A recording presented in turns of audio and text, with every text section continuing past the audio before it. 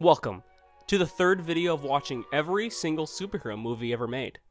If you've not watched the other two videos, I recommend you do so, as to understand certain personal references and an understanding of the progression I've seen. If you're caught up, hello, welcome back. Horrifying enough, we're now in the era of studios freaking out about a money cheat they found by making superhero flicks. Well, I guess more horrifying for the guy who has to spend a good amount of his time watching them. Because of the sudden increase of superhero movies, this decade will be the first to be split into sections. The split will take the decade right in half, so part 4 will feature the rest of this decade, while this video will feature from the year 2000 to 2005. To make this an adventure worth staying an entire video for, let's take Blur Plaza Airlines. Come aboard, take a seat.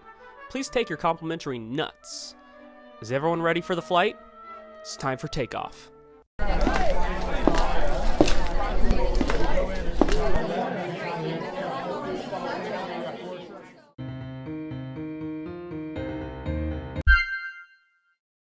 After everyone thought the world was going to fucking explode, the X-Men came crashing through and, in my opinion, started the new evolution of superhero movies. The actually looks good to look at era. This is a great movie to start with, as it sets the example for the future movies to follow, as the story handles multiple characters without making someone less important. Of course, someone like Wolverine or Rogue will be seen and shown as the main characters, but characters like Storm and Cyclops have moments to have them prove to the audience they have importance too. The main thing I did dislike from the film was the relationship with Jean and Wolverine. I never liked it in the comics, and I don't like it now. The new millennia has begun. Empires will fall. Blood will be shed. Monsters will be slain.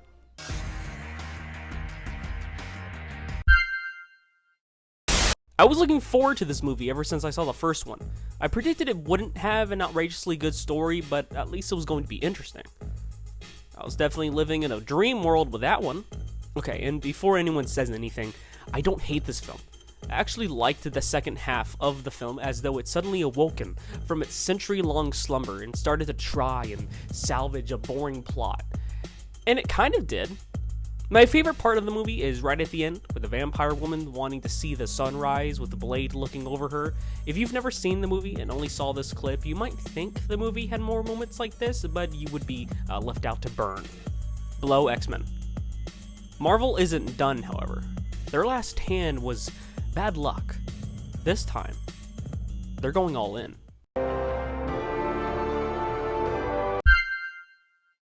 I can't believe Marvel's biggest character took this long to get a movie on the big screen, but the wait wasn't all too bad for a great movie.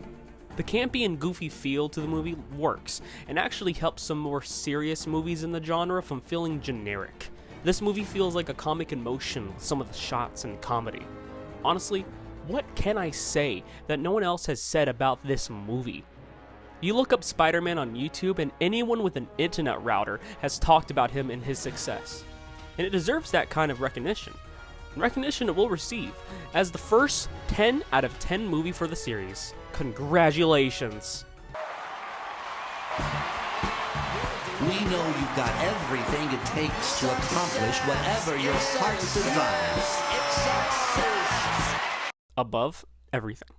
As you look to your left, you will see that we are about to fly over the year I was born in. I wonder what 20th Century Fox gave to me as a birthday present. Try to imagine him in his underwear. Oh no, he's hot! Daredevil is my favorite superhero from the two big companies. I just like his whole story about becoming blind and never letting that stop him from doing what's right and still having a decent enough life. I may not be blind, but it helps me know that I can overcome anything no matter what sets me back. This movie strips that away from me and blindfolds me on the top of the Golden State Bridge and then pushes me off. I say that. But I also fuck with this movie. I don't know what it is about this movie, but I couldn't look away. It's so sloppy, but I love it somehow. Now I understand people who enjoy Fast and Furious movies. If it's a crime to love this movie, then put me in jail. I did it because I liked it. Hell, I loved it. I'm sitting here, I'm just itching. I'm itching to do it again. And you think what? You think you're gonna send me to a nut house? Right at the bottom. If you look to your left, you will see someone attempting to make a good movie.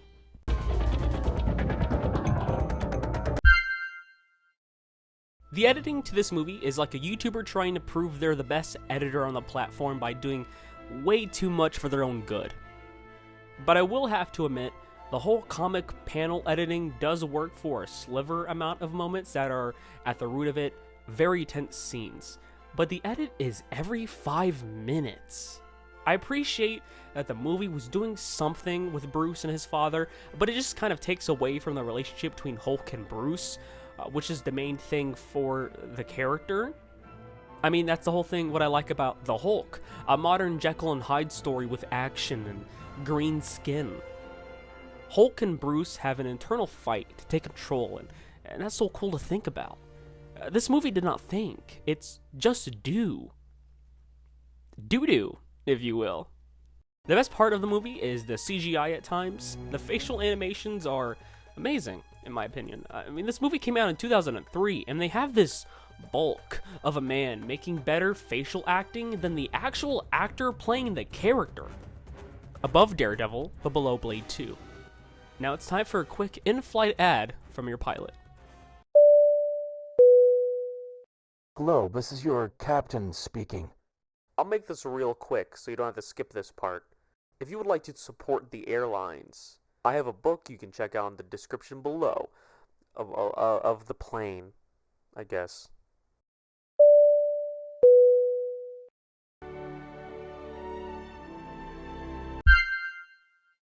Sequels, a lot of times, don't live up to the greatness the first installment created. This movie, however, makes the first one look like a student film. The character work is way better, everyone on screen is cared for and has moments that make you root for them. The increase of importance with the story of mutants in the world is awesome. The stakes are higher, and we learn so much about Wolverine, but he still remains mysterious, even after we learn of his origin. A story continuation is always great to see, as it really shows the audience how important a certain message is, and how not everything can be solved so fast. Some wars go on, and so the ones who started them have died. Above X-Men, but below Spider-Man. Do not be alarmed. If the plane moves a bit, that's just a huge level 5 storm in front of us, disguised as the movie. This movie did give me some kind of emotion. Not a good one, if you have young ones in the room, or plain, I guess. I recommend you lead them out for this section of the video. The movie is so fucking boring, what the actual fuck. Makes sense how no one in the cast went on to be bigger stars after this fucking train wreck. Sean Connery is just a big bag of fucking air doing nothing but be British. An actual war crime here in America. Take a look at this movie. A goth kid's paradise. Okay. Whew. Man, I am glad that is out of my system.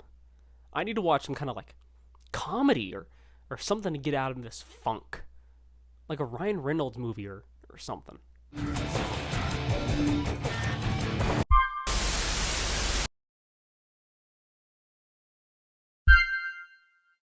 Instead of saying things I hated about this movie, I would rather just talk about the things I liked. This movie is actually a bit worse than the second movie and a real letdown compared to the original, but the action has returned in better fashion with an even cooler Wesley Snipes. I know some people hate one-liners, but when this bloody chunk of a man looks at you and says a single word, I bet you would gush out from the holes in your neck. And at least this movie feels a bit more gothic than the second. It is definitely a bit too much, but at least it also has dark moments missing from the second movie. But this movie is bad on almost every level. But at least it was never a crash and sunburn like the Superman quadrilogy. It never feels good to watch a franchise suck at the end. But there'll always be more. And with one mistake, it could lead to a miracle. Above Hulk, but below Blade 2. There will be miracles, but there will also be mistakes.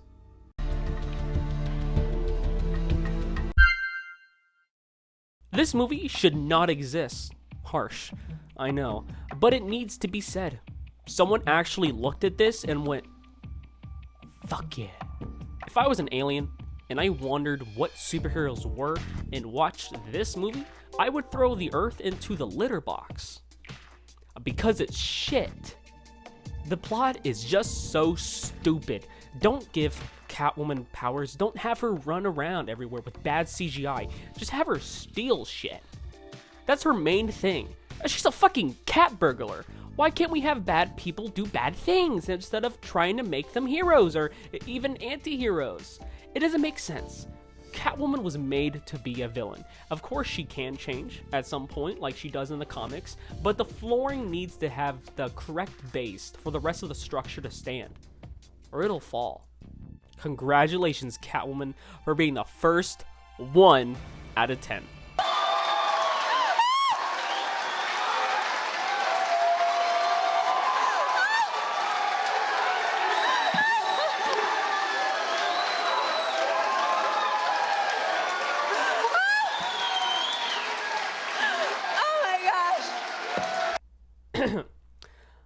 Below everything.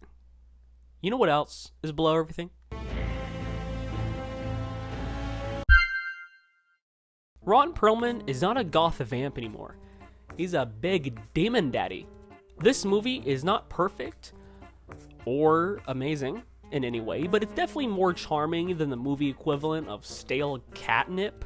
This movie has a special place in heaven, ironically enough. The characters are interesting and have great dynamics, making the movie enjoyable, a line some movies don't seem to see in their line of sight. The acting is good, and the fighting is a bit rough around some spots, including CGI, but Hellboy is rough and just plain cool.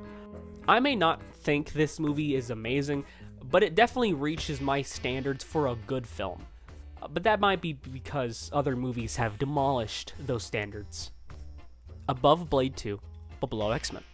It's time to crawl out of hell, boys. Time to reclaim our spots in the kingdom. Not heaven, no. The happiest place on earth.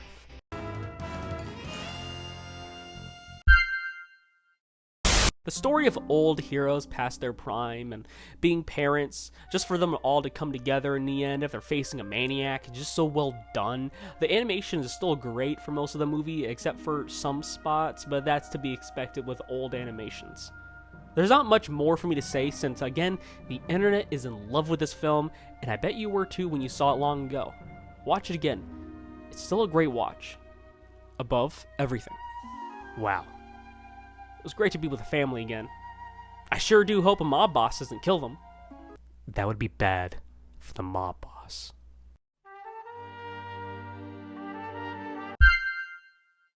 God, this movie is just so cool.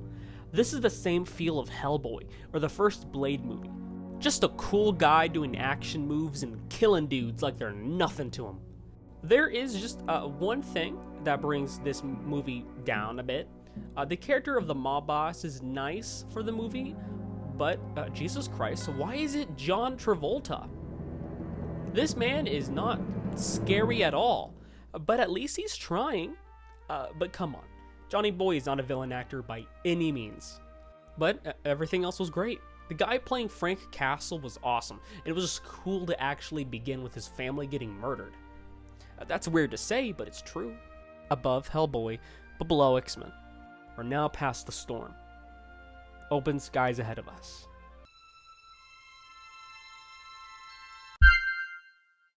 Bro, who let Sam cook? He made a whole damn feast! The script is so good. Doc Ock is well integrated into the film, and the story has a lot of elements from the first movie that moved to this one. Some of the problems with past movies have been their plots feeling too distant from each other, while this plot is kept together in a web. This is exactly the same plot of Superman 3, but actually succeeds in telling a story of the hero versus the guy. Above everything. Oh shit. Um, this is your captain speaking. I forgot something in Hell after the Hellboy review.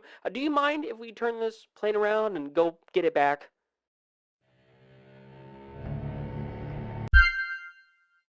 Okay, he's not British.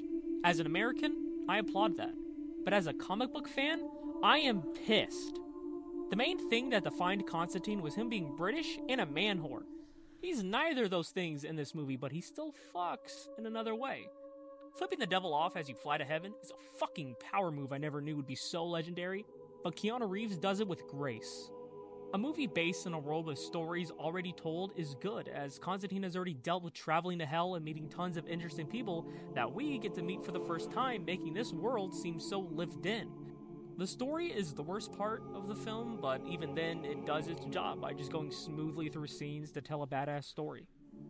Above the Punisher, but below X-Men. You might want to read that safety book under your seat.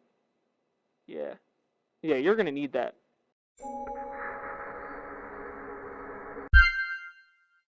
Listen, I kind of fuck with this movie.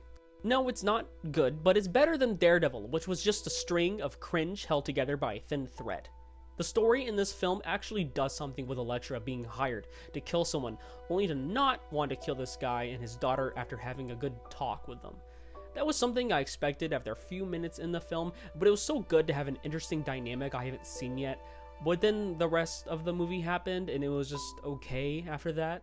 The movie would have been better if the first section of the movie was the entire film, sandwiched between Blade Trinity and Blade 2. Boyer Plaza Airlines, this is air traffic control. You have a bogey coming up to your right. Describe the aircraft. Did you just say a school bus?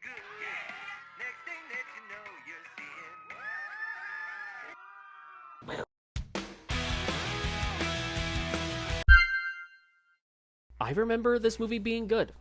My childhood has finally failed me.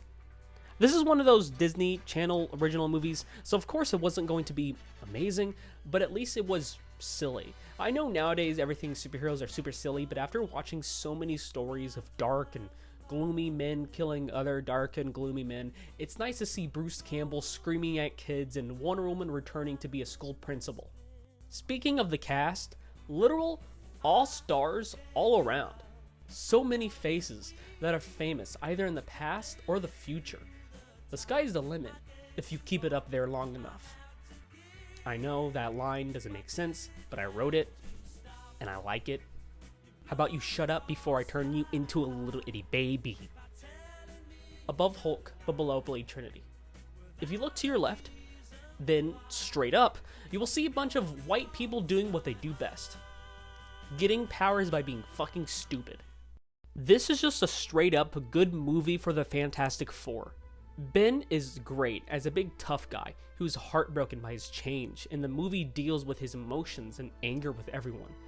Reed is intelligent and kind, but still distant when faced with love. Sue is still a bit raw in the character department, but she at least has emotions and desires, while her brother is just Chris Evans being hot. Now, do not get me wrong, Chris Evans is great as Johnny Storm. Johnny is a silly, goofy character done right, but he's the least interesting person in the movie. Doom is also a bit of a letdown, but his change from just being a rich dick to an actual insane person turning into metal was great. I do like him as the leader of Latveria, but it's whatever. Good job, 20th Century. A rare W for you guys. Above Punisher, but below Constantine. You know what this flight needs? A black and white filter. Doesn't that just bring the whole room together?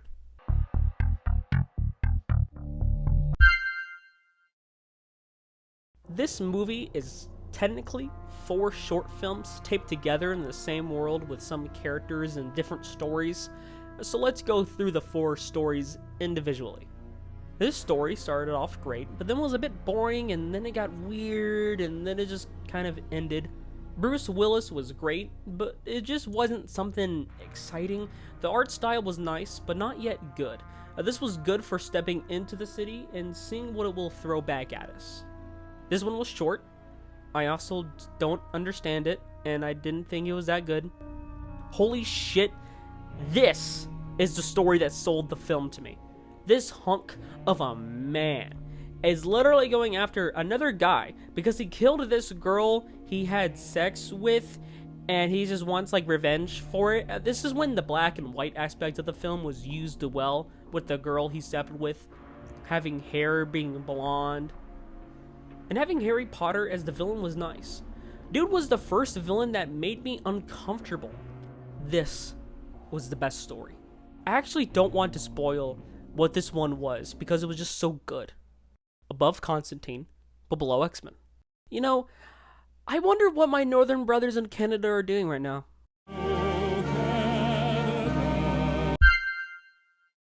Making an indie superhero story, I guess, was the answer.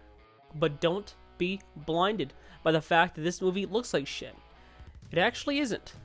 It almost is, but that's because the directing is a bit dodgy. The writing is in fact decent, with a nice premise of a dude thinking anyone can be a hero, so he tries to get his coworker that happens to have powers to be a superhero, only to find out he's better at being a villain. It's a simple plot, but it's done well, as the actor for the guy with powers is good at being a dick, and seems just so normal bad rather than crazy bad so many villains seem to be. Above Hulk, but below Sky High.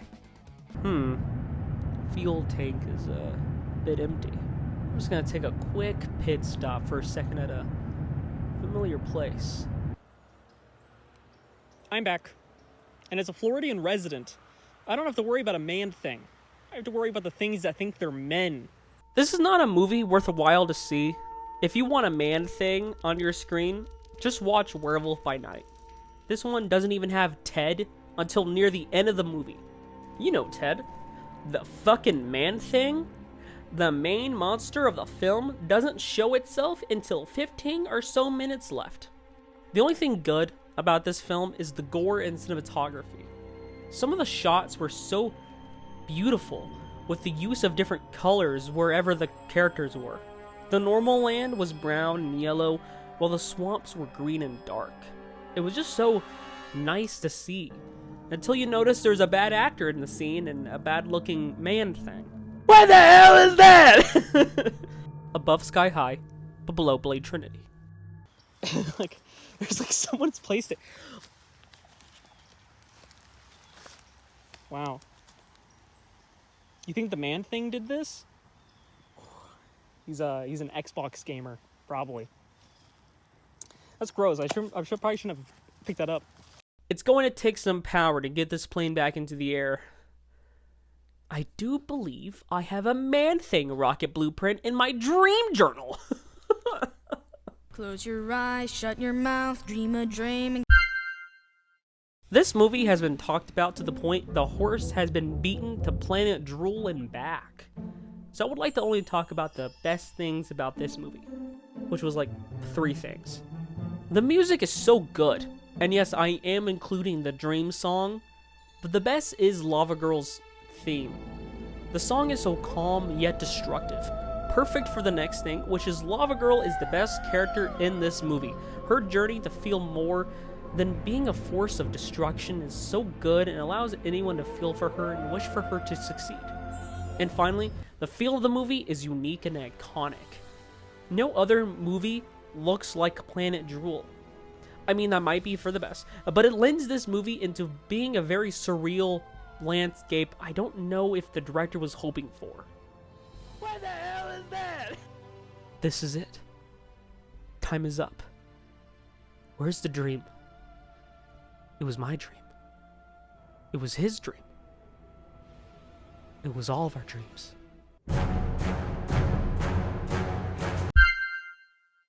This movie has not made me less disgusted with the British people, but it is causing it to heal. The plot for the movie is so serious and actually does something with politics and the government. Nothing else can compare to it in the genre. It makes it all charming in its success with a serious tone, with a silly guy running around London, blowing up buildings and causing chaos. The acting is amazing. Natalie and Hugo are amazing together, as the story just gets better and better. The writing is so good. The plot leads multiple characters to a point at the end that it connects everything and ends with a great note. I am so glad I did this challenge because I would have never seen this movie otherwise. Above X-Men, but below X2. Welcome to our destination, Gotham City.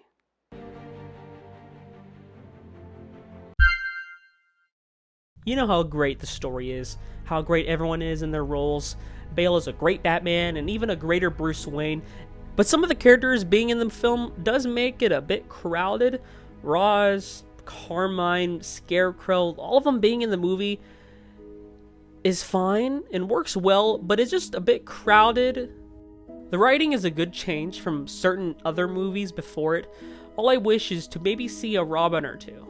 Maybe a Batgirl perchance. I don't know. I'll be hopeful. Above Sin City, but below X-Men. As you depart Belair Plaza Airlines, please watch your step and grab your honorary Gotham City firearm. You're gonna need it. That has been the third video of watching every single superhero movie ever made. Let's see the scores of the movies I've seen. The overall score of the decade. The first half to the 2000s is nice, as some of these movies I've seen as a kid throughout my life, so it was always just nice to see things that I saw as a kid now in my own adult eyes, I guess. The next half of the decade does have some cool movies and even the beginning of the MCU, so that's cool. As this video ends, I want to leave you with this. Life can be and will be hard. You are right now on your own path. You look forward and see a destination you strive to run towards. But understand that sometimes you go right back to where it all started.